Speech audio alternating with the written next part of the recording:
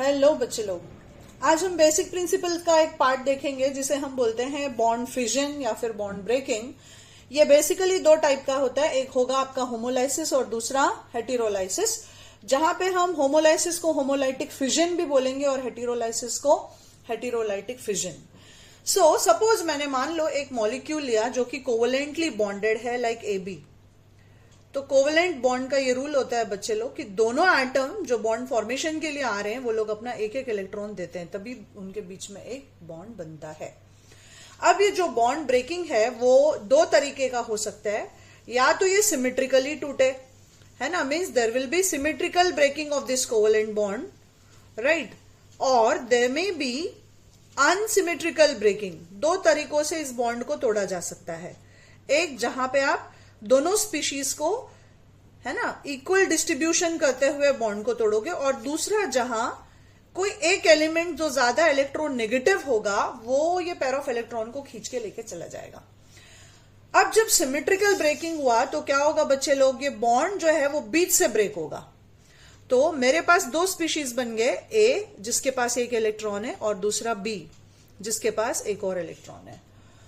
और दूसरा unsymmetrical breaking, मतलब मान लो बी ज्यादा इलेक्ट्रोनेगेटिव है तो वो क्या करेगा, बी ये पेयर ऑफ इलेक्ट्रॉन को लेके चला गया, इसलिए इस पे चार्ज आ गया नेगेटिव और ए पे चार्ज आ गया पॉजिटिव, राइट। तो ये जो स्पीशीज बना है हमारा as a result of symmetrical breaking और अनसिमेट्रिकल ब्रेकिंग, इन सभी को हम रेडिकल्स बोलते हैं। जहां पे ये आपका चार्ज्ड रेडिकल्स है या चार्ज्ड स्पीशीज है, राइट, और ये चार्जलेस स्पीशीज है या चार्जलेस रेडिकल्स है, कुछ भी बोल सकते हो आप। तो ये जो चार्जलेस स्पीशीज है इसे हम बोलते हैं फ्री रेडिकल। क्या बोलते हैं इसको? Free radical. और ये जो चार्ज्ड स्पीशीज है बच्चे लोग, इनको आप क्या बुलाते हो? Ions.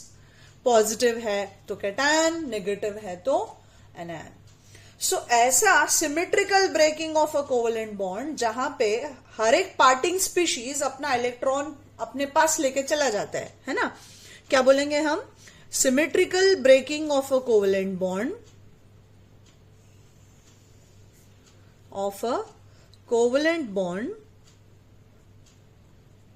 where each parting species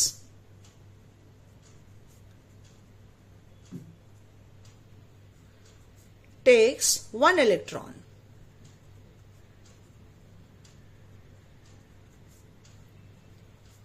है ना, या फिर आप बोल सकते हो कि अपना खुद का इलेक्ट्रॉन लेके चला गया।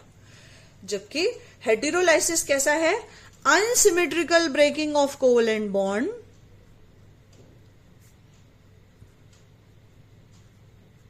क्या बोलेंगे इसको हम? Unsymmetrical breaking of a covalent bond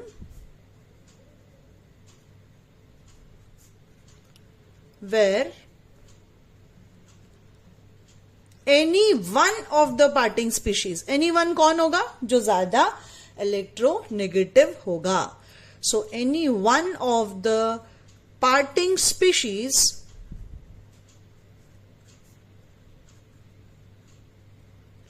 takes away या फिर कैरीज द इलेक्ट्रॉन पेयर। ये इसका डेफिनेशन हो गया। अब हमारा दूसरा पॉइंट क्या होगा बच्चे लोग?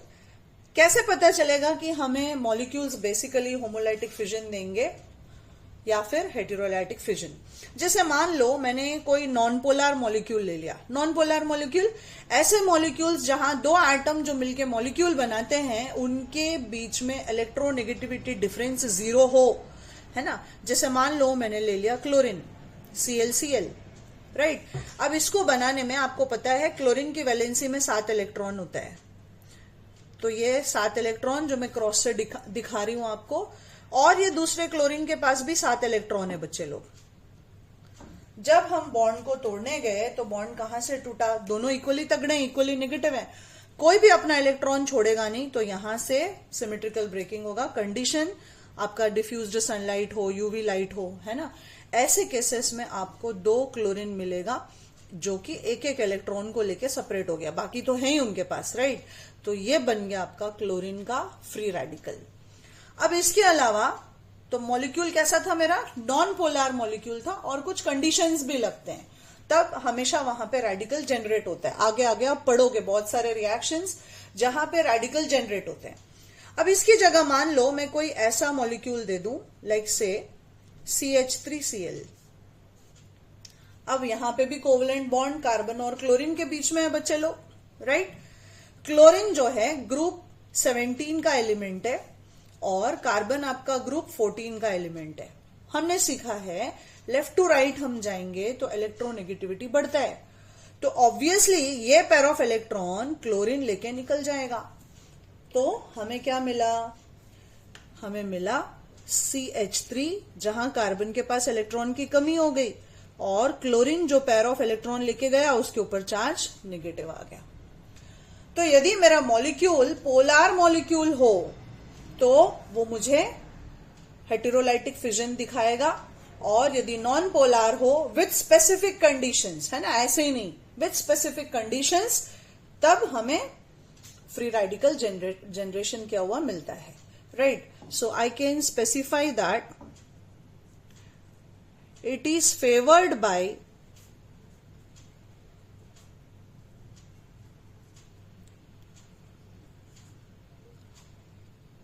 non-polar molecules under specific conditions.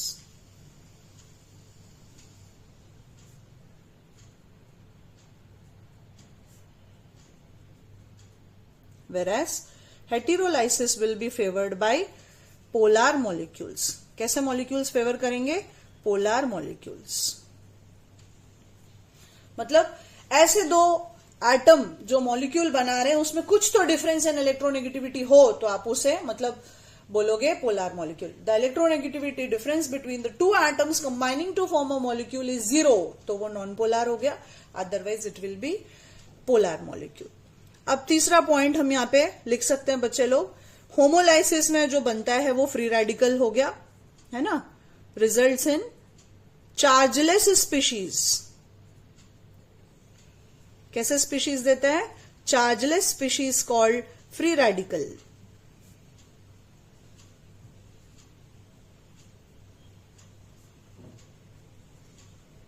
यहां पे आपको मिलता है चार्ज्ड स्पीशीज कॉल्ड आयंस।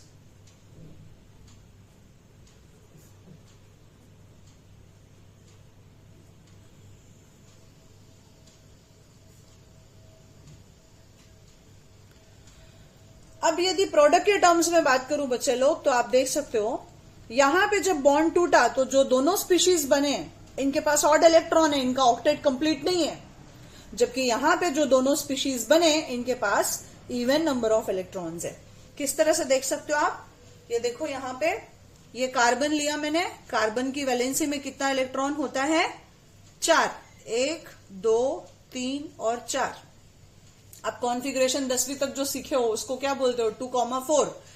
और यहां पे हाइड्रोजन आ गया बॉन्ड बनाने, इसके साथ अपना इलेक्ट्रॉन लेके कोवेलेंट बॉन्ड बना रहा है यहां पे, राइट। और ये आपका क्लोरीन जिसके पास अपने खुद के 7 इलेक्ट्रॉन प्रेजेंट है। तो ये बॉन्ड बना बच्चे लोग बीच वाला, और बाकी ये कार्बन हाइड्रोजन के बीच का बॉन्ड है। तो कभी भी मैं बोलूं कि एक बॉन्ड है, केमिस्ट्री में कहीं पे भी एक बॉन्ड है, मतलब वहां पे 2 इलेक्ट्रॉन प्रेजेंट है जो कि दोनों एटम ने कंट्रीब्यूट किया है।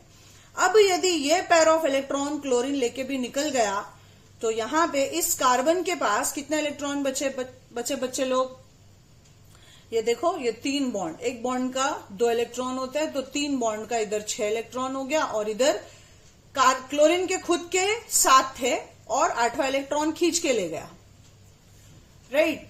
तो इसीलिए ऑक्टेट कंप्लीट है, या फिर ये कार्बोकैटायन बनाता है जो कि स्टेबल होता है एक स्पेसिफिक ज्योमेट्री की वजह से, वो आगे के लेक्चर्स में देखोगे आप। सो यहां पे हम बोलेंगे कि the products form have odd number of electrons.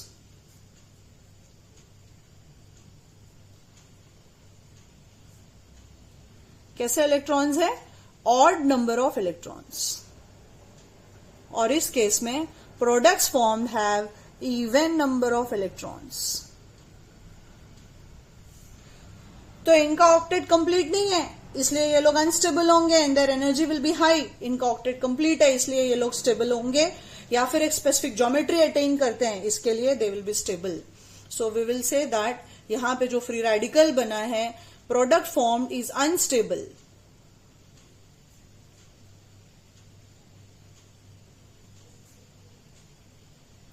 And have high energy. यहां पे प्रोडक्ट फॉर्म्ड इज स्टेबल क्योंकि ऑक्टेट कंप्लीट है या फिर एक स्पेसिफिक ज्योमेट्री अटेन करते हैं वो लोग, and therefore they have low energy.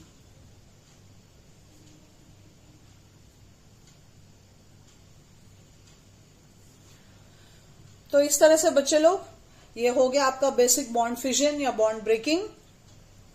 मैंने एक सिंपल एग्जांपल लेके एक्सप्लेन किया है. ये होमोलाइसिस का एग्जांपल हो गया आपका, है ना, और ये आपका हेटेरोलाइसिस का एग्जांपल हो गया. यहां पे आप इसी तरह से किसी भी एग्जांपल को पकड़ सकते हैं और अंडरस्टैंड कर सकते हैं कि वहां पे होमोलाइसिस होगा या हेटेरोलाइसिस होगा. ऑफ कोर्स स्पेसिफिक कंडीशंस लगते हैं वहां पे, है ना, जनरलाइज नहीं कर सकते हम इस चीज को. सो आपको क्वेश्चन या तो शॉर्ट नोट्स में पूछा या डिफरेंस में पूछा, तो आप आसानी से इस तरह से लिख सकते हो.